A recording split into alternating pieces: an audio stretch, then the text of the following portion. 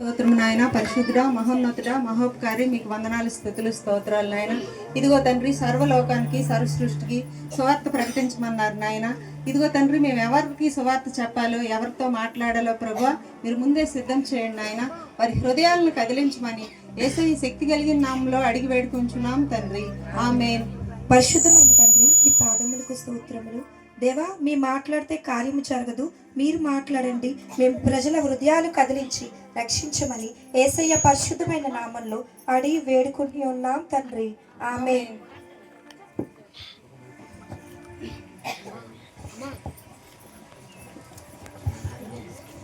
Check prize load. మరి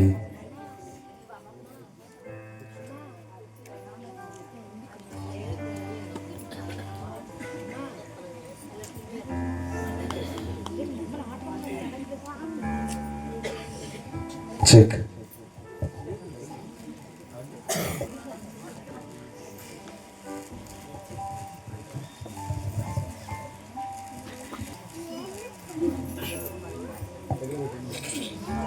శకుంతల వదిన, శకుంతల వదిన, బాగున్నావా?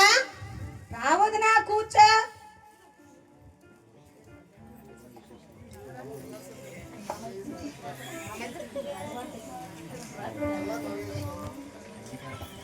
ఏంటి వదినా విశేషాలు? ఏముంది వదిన, ఆ వీధిని తాయారమ్ముంది కదా, ఓ నాది పెద్ద జుత్తు, నాది పెద్ద జుత్తు అని వీధంతా జుత్తులు వెరపోసుకొని తిరుగుతుంది. దాన్ని చూసినప్పుడల్లా నా జుత్తు అంత లేదే అని బాధగా ఉండేది. ఆ మాటకొస్తే వీధిలో వాళ్ళందరికీ ఆ బాధ ఉండేది. అంతెందుకు వదిన, నీకు ఉంది కదా ఆ కసి. ఎందుకు లేదు? ఓ రాత్రి వెళ్ళి అది పడుకునేటప్పుడు కత్తి పెడుతూ ఆ జుట్టు కస కోయాలనిపిస్తుంది. కానీ మనమేమో ఈ ఊళ్ళోనే ధనవంతులు మాయే.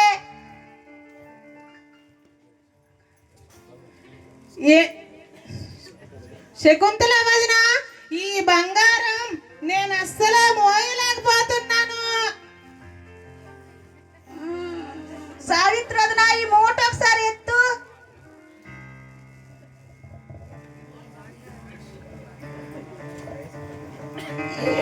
ఇదేంటి వదిన, నేను కూడా ఎత్తలేకపోతున్నాను.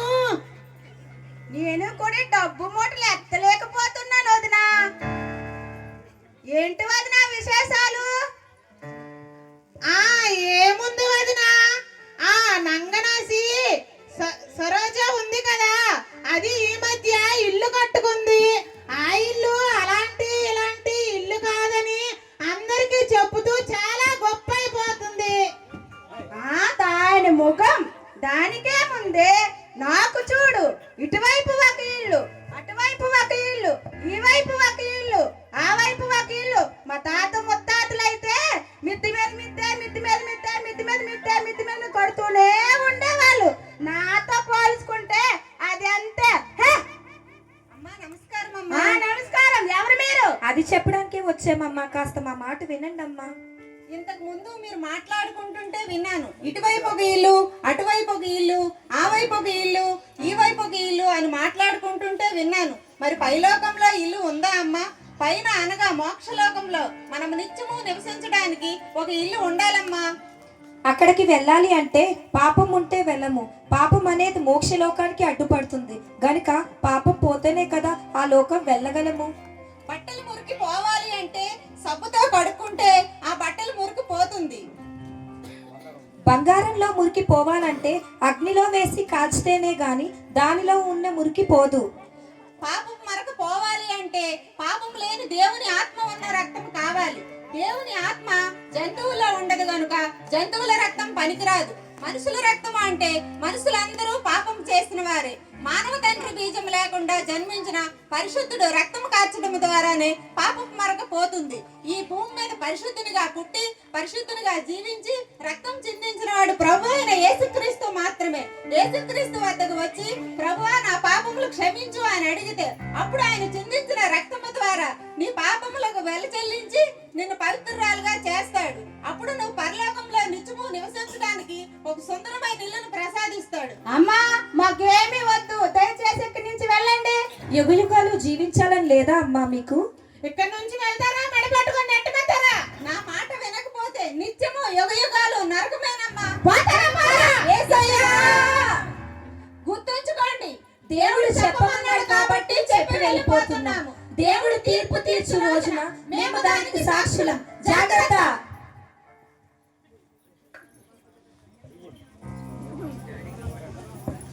రాజు తీసే పిలుచుకోవమ్మా ఆగవీమయ్యా, ఈ మాట వినవయ్యా. నీ గుండె తలుపులు తెరిచి యేసు పిలుచుకోవయ్యా. కాలం సమయం నాదేనంటూ అనుకుంటున్నీ నావేనంటూ జీవిస్తున్నావా?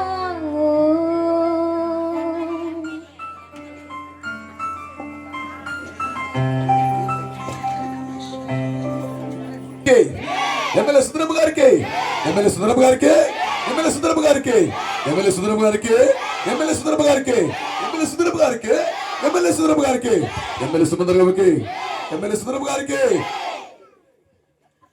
నా ప్రియమైన నియోజకవర్గ ప్రజలారా, మీరు నన్ను అఖండ విజయంతో గెలిపించినందుకు మీకు శతకోటి దండాలు. అంతేకాదు ప్రియమైన నా నియోజకవర్గ ప్రజలారా, ఈ నియోజకవర్గం కోసం నేను ఎంతగానో కష్టపడ్డాను. మీకు అదంతా తెలుసు. ఎంతమందికి ఇల్లు కట్టించానో అది మీకు తెలుసు. ఎంతమంది అనాథ పిల్లలకు సహాయం చేశానో అది కూడా తెలుసు. అంత మాత్రమేనా, ఎన్ని స్కూల్స్ కట్టించానో, ఎన్ని కాలేజీలు కట్టించానో అవన్నీ మీకు తెలుసు. పరలోకం ఉందని తెలుసా? అది మోక్షలోకం ఉందని నీకు తెలుసా? ఇన్ని మంచి పనులు చేసి నాకు పరలోకం, అదే మీరు అంటున్న మోక్షలోకం రాదా?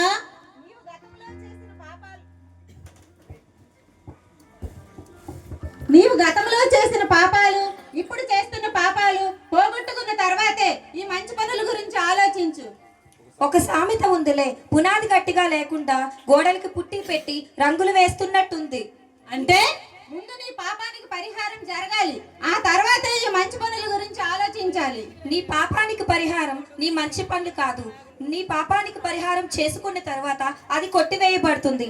అప్పుడు నీ గత పాపం పోయి నీవు పరచబడతావు. అప్పుడు నీ మంచి పనులు లెక్కలోనికి వస్తాయి. ఇది ఎలా ఉంది అంటే, ప్లేట్ అంతా బొరతో నిండి అందులో బిర్యానీ వడ్డిస్తే ఎలా ఉంటుందో అలా ఉంది. ఆ పాప పరిహారం చెయ్యాలి అంటే మనుషులందరూ పాపం చేసిన వారు గనుక పాపము చేయలేని పరిశుద్ధమైన దేవుడు భూమిపైకి పాపం చేయలేని వాడిగా జీవించి పాపం చేయలేని వాడిగా జన్మించి పాప పరిహారం చేయాలి. అలా చేసిన వాడు ప్రభువైన యేసుక్రీస్తు. ఆయన జననం పరిశుద్ధం, ఆయన జీవితం పరిశుద్ధం, ఆయన మరణం పాప పరిహారం, ఆయన పునరుద్ధానం పాపికి నిత్య జీవ నమ్మకం, ఆయన ఆరోహణం దైవత్వం, ఆయన అవరోహణం మనందరి పరలోక ప్రయాణం. కనుక ఇలాంటి ఒకే ఒక వ్యక్తి, శక్తి, దైవం ప్రభువైన యేసుక్రీస్తు మాత్రమే మాత్రమే మాత్రమే. ఆయనను పిలిచి నీ పాపములను ఒప్పుకుంటే అప్పుడు ఆయన చిందించిన రక్తము ద్వారా నీ పాపములకు వెల చెల్లించి నిన్ను పవిత్రురాలుగా చేస్తాడు.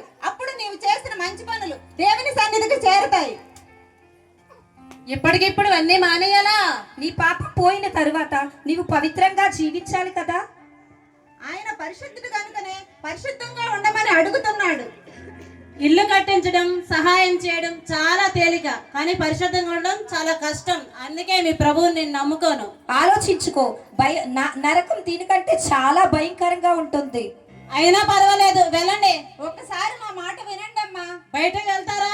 ఒక్కసారి ఆలోచించండి అమ్మా. వెళ్తారా? బయటకు గంటేయమంటారా? దయచేసి మా మాట వినండి.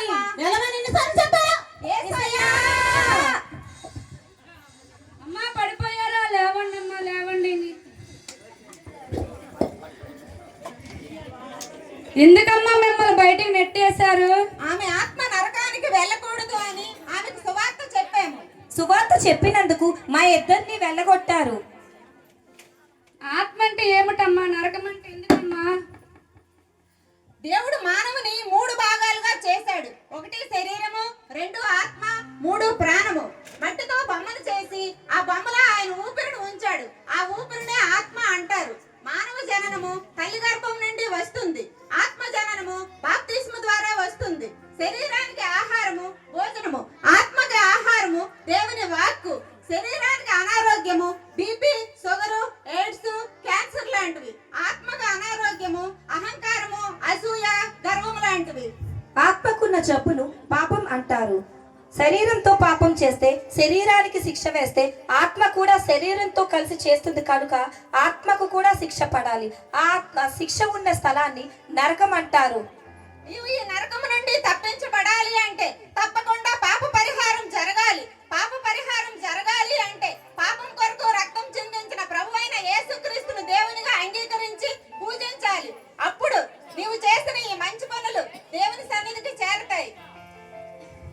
అప్పుడు నీవు నరకము నుండి తప్పించబడి రక్షణ పొందుతావు. అయితే అలాగైతే రక్షణ నాకు కావాలమ్మా. సొంత దేవుడు రక్షగా అంగీకరిస్తానమ్మా. పదండి ప్రార్థన చేద్దాం. స్తోత్రం స్తోత్రం స్తోత్రం స్తోత్రం నాయన. పరిశుద్ధుడా, మహోన్నతుడా, మహోపకారి, మీకు వందనాలు, స్తుతులు, స్తోత్రాలు నాయన. ఇదిగో తండ్రి, రాణి గురించి ప్రార్థన చేస్తున్నాం నాయన. ఇదిగో తండ్రి, రాణికి మారు మనసుని ఇచ్చినందుకు మీకు వందనాలు, స్తుతులు, స్తోత్రాలు నాయన.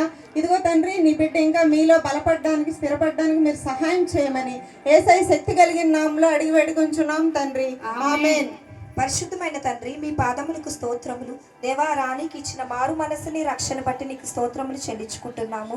బిడ్డను ఇంకా నీ సాక్షిగా వాడుకోమని అడుగుతూ నజరేని యేసయ్య పరిశుద్ధమైన నామంలో అడిగి వేడుకొని ఉన్నాము తండ్రి. ఆమేన్.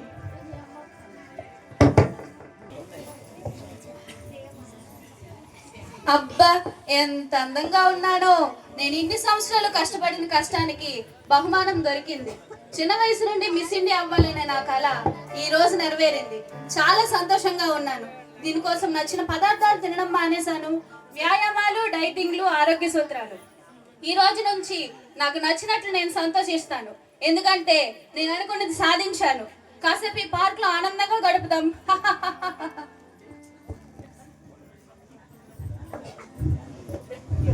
ఎవరి ముసలిది నా వైపు వస్తుంది? అమ్మా, నేను యేసుప్రభుని గురించి చెప్పడానికి వచ్చానమ్మా. ఈ కాగితంలో యేసుప్రభుని గురించి రాసి ఉంది. ఆయన నిన్ను ఎంత ప్రేమిస్తున్నాడో రాసి ఉంది. ఆయన నీ కోసం రక్తం కార్చాడు, ప్రాణం పెట్టాడు, నిన్ను పరలోకం తీసుకువెళ్తాడు. లేకపోతే నరకం తప్పదమ్మా. ఏ ముసలి, నేనెవరో తెలుసా? ఈ ఇండియాలోనే #1 అందగత్తెను.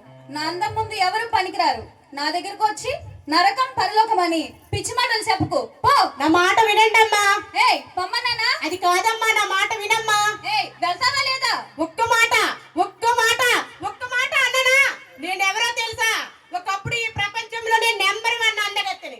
కానీ ఇప్పుడు ఆ ప్రపంచ సుందరైన నేను ఇలా అందమంతా పోగొట్టుకుని కురీపిగా ఉన్నాను. అప్పుడు నాకు తెలియలేదు నాకంటే ముందు అందగత్తెలు ఉన్నారని. ఇప్పుడు నీకు కూడా తెలియాలి, నీకంటే ముందు అందగత్తెలు ఉన్నారని. ఈ అందం మోసమని, ఈ సౌందర్యం వ్యర్థమని, ఈ అందం నీకు గర్వాన్ని తెస్తుందని, ఈ గర్వం నీకు నరకాన్ని ఇస్తుందని తెలుసుకో.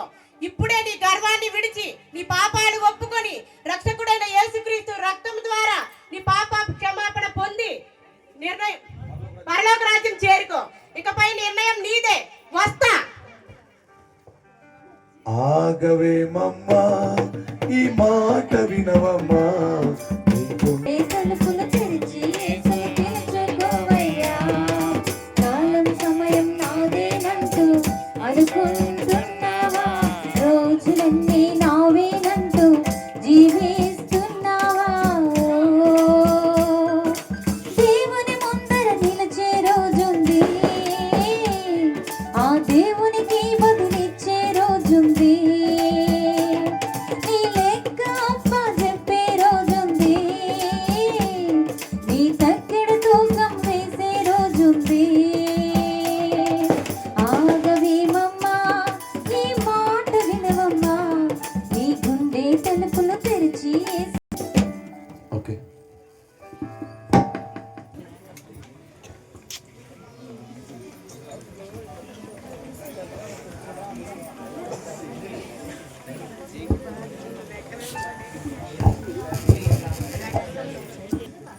రెడీ. గారు, జీవగ్రంథంలో నా పేరుంటుంది చూడమ్మా. లేదమ్మా, నీ పేరు ఈ జీవగ్రంథంలో లేదమ్మా. హా? నా పేరు లేదా? ఇండియాలోని జనం మొత్తం నన్ను నా అందాన్ని చూసి చప్పట్లు కొడతారు. నా పేరు లేదా? సువార్త నీ దగ్గరకు వచ్చిందా? ఆ, వచ్చింది. యేసు ప్రభువుని నమ్ముకున్నావా? లేదు. అయితే నీ పాప పరిహారం జరగలేదమ్మా. ఈ గ్రంథంలో నీ పేరు లేదు. నీ మార్గం నరక మార్గం. తీసుకువెళ్ళండి.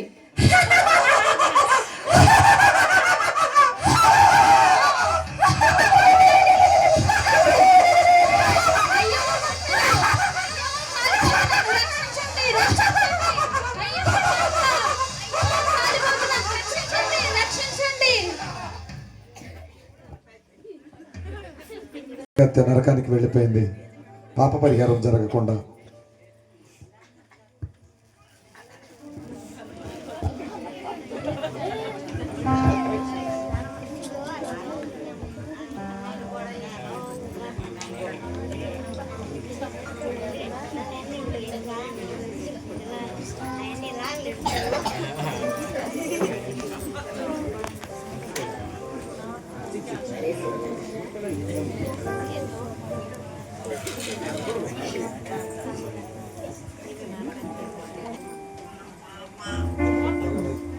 జీవగ్రంథంలో మా పేర్లుంటే చూడు. మీ పేర్లు? మా పేర్లు తెలియని వారా ఈ ప్రపంచంలో లేరు. ఎందుకంటే ఈ ప్రపంచంలో కల్లా మేమే ధనవంతురాలం. మీ పేర్లు లేవమ్మా. మా పేర్లు లేవా? నీకు ఎంత డబ్బు కావాలో చెప్పు, మేమిస్తాం. మీ పేర్లు ఈ జీవగ్రంథంలో లేవని చెప్పాను కదా. నీకు ఎంత డబ్బు అయినా ఎంత బంగారం అయినా మేము కొంటాం, చెప్పు. మీ డబ్బు మీ బంగారం ఈ లోకంలో చెల్లవమ్మా. మా లోకంలో రోడ్లు బంగారంతో ఉంటాయి. వెళ్ళమ్మా. మీ పేర్లు ఈ జీవగ్రంథంలో లేవు. ఎందుకు లేవు? సువార్త నీ దగ్గరకు వచ్చిందా? వచ్చింది. యేసు ప్రభుని నమ్ముకున్నావా? లేదు. అయ్యో అయ్యో అయ్యో, వాళ్ళ ఇంటికి వచ్చి మరీ చెప్పారు, మేము నమ్మలేదు. అయ్యో అయ్యో అయ్యో అయ్యో అయ్యో. ఇప్పుడు ఏడ్చి ఏమి లాభం? మీ మార్గం నరక మార్గం. తీసుకువెళ్ళండి.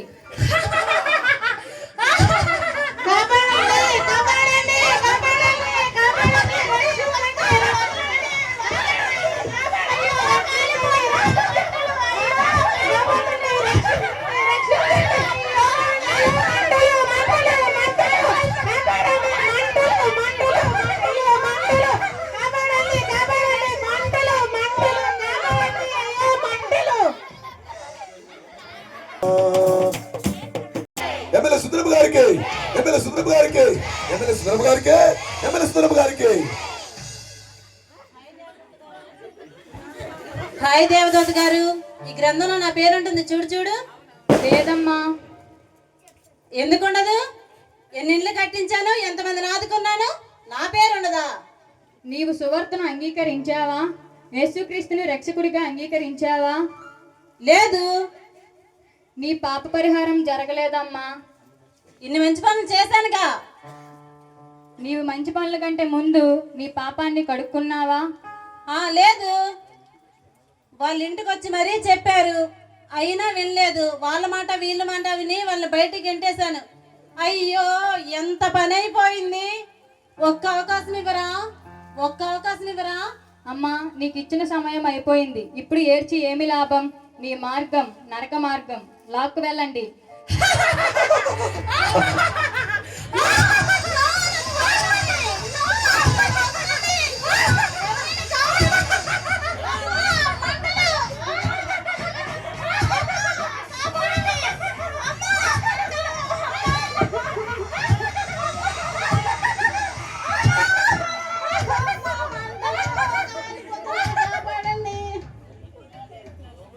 ఆగవేమయ్యా ఈ మాట విన. మీ పేరు రాణి. అవునమ్మా, జీవగ్రంథంలో నీ పేరు ఉంది. నీవు ధన్యురాలువు. పరలోక రాజ్యం మీలాంటి వారిది.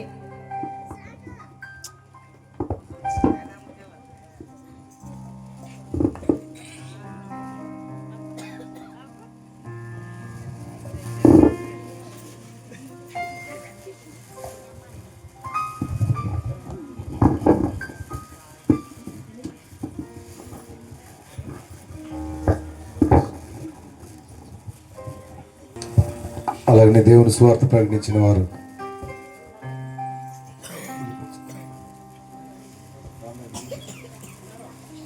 వారు కూడా జీవగ్రంథంలో పేరు కొరకు వచ్చారు. ప్రభువైన యేసుక్రీస్తు నామముకు మహిమ కలుగును గాక. ఆయనకే మహిమ కలుగును గాక. గొర్రెపిల్ల అయిన యేసుక్రీస్తు నామముకే మహిమ కలుగును గాక. ఆయనకే మహిమ కలుగును గాక.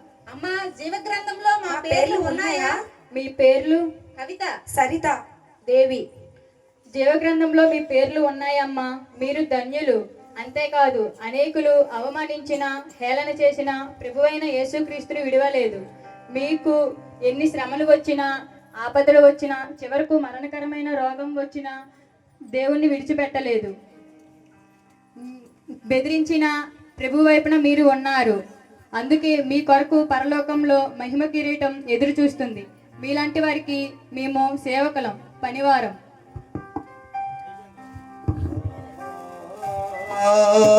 హల్లెలూయా. అందరూ పాడదాం.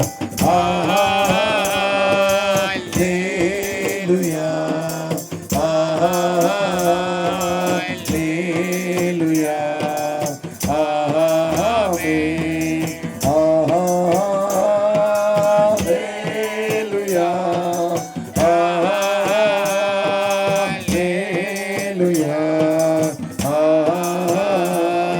హల్లెలూయా.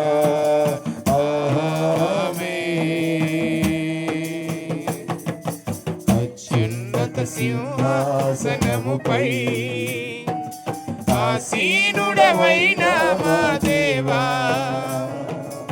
అత్యున్నత సింహాసనముపై ఆసీనుడవైన మా దేవా,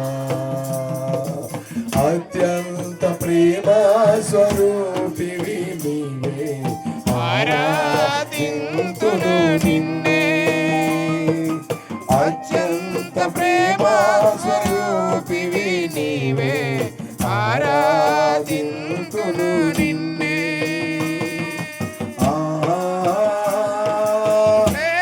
హల్లెలూయా. హల్లెలూయా. హల్లెలూయా. ఆమేన్. హల్లెలూయా. హల్లెలూయా. హల్లెలూయా. ఆమేన్. అనువాడా స్తోత్రం, అల్ఫా ఒమేగా స్తోత్రం. ఆమేన్. అనువాడ స్తోత్రం, అల్ఫా ఒమేగా స్తోత్రం. అగ్ని జ్వాలల వంటి కన్నులు గలవాడ, అత్యున్నతుడా స్తోత్రం.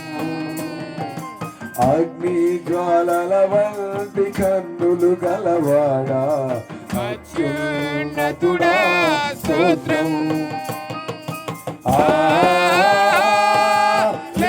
హల్లెలూయా. హల్లెలూయా. హల్లెలూయా. ఆమేన్. హల్లెలూయా.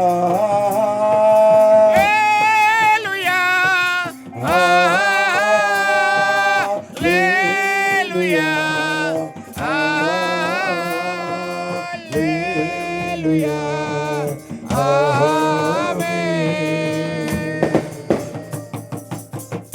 ఇంతవరకు మీరు చూశారు కదా, మనిషి పాపంతో ఉన్నాడన్న సంగతి, మనిషి పుట్టుకతోనే పాపిగా మారిపోయాడని, ఆ పాపానికి పరిహారం జరగాలని పాపము లేని జన్మ ఎత్తినటువంటి యేసుక్రీస్తు జన్మదినటువంటి వేడుకలు మీరు చూస్తూ ఉన్నారు. అయితే పాపము లేనివాడిగా పుట్టి, పాపము లేనివాడిగా జీవించి, పాపము లేనివాడిగా శిలువ మరణాన్ని పొంది పాపానికి పరిహారం చేసినవాడు. అలాంటి యేసు ప్రభు దగ్గరికి వచ్చి నీ పాపానికి పరిహారం పొందిన తరువాత నీ మంచి పనులన్నీ కూడా లెక్కలోనికి వస్తాయి. అవి జరగకుండా నేనేదో చేశాను, నేనేదో చేస్తానంటే, పాపము లేకుండా జీవించి పాపానికి పరిహారము చేసిన పరిశుద్ధుడైన యేసు ప్రభు దగ్గరికి వస్తే నీకు కూడా పాప పరిహారము చేసి రక్షణ భాగ్యాన్ని కలుగు చేసి మోక్షలోకాన్ని ఇస్తాడు. ఈ మాటలు దేవుడు దీవించును గాక. ఆమేన్. We wish you